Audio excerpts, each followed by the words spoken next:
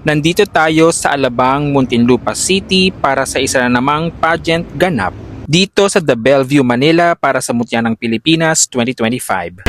Ayan, nandito tayo sa may Bellevue, sa may Alabang, Muntinlupa para sa press presentation ng Mutya ng Pilipinas 2025. Tara, pasok na tayo!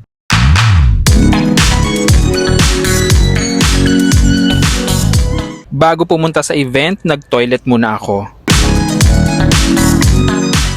Ayan, nandito na ako. Mag-register lang tayo.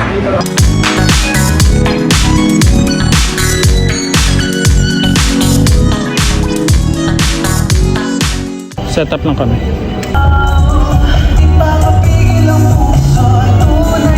John Ray, kain muna tayo.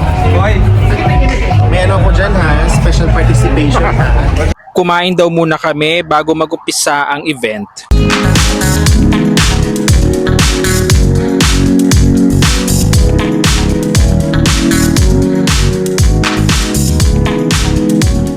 A few moments later. We keep the promise. We treat our candidates, our delegates as our own daughters.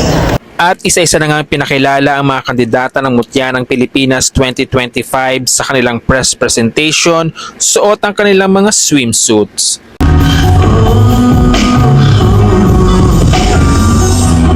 Kakaisip ako'y makatulog.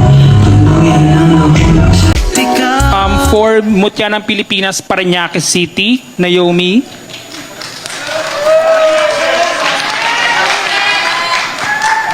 Hi Naomi, this is Michael of Pageants Fanatic. My question for you is, have you experienced criticism for competing in pageantry? If so, how did you handle it? Well, this is my first pageant.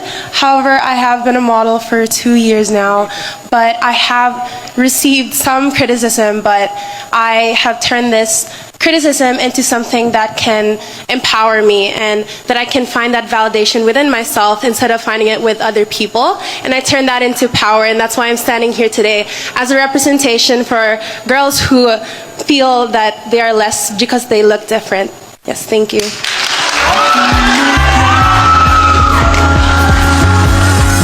Present din ang mga reigning queens na nagkaroon ng kanilang sariling press conference. At sa huling part ng press presentation ay inanunsyo ang tatlong nanalo bilang Darling of the Press. Ayan, tapos na ang press presentation ng Mutya ng Pilipinas 2025. Ay mga kaibigan natin. Ay na, good night. A few moments later. So ito pala yung nakuha namin after ng coverage namin sa Mutya ng Pilipinas press presentation. O diba? Iba talaga ang Mutya ng Pilipinas. Thank you po sa mga sponsors and Mutya ng Pilipinas.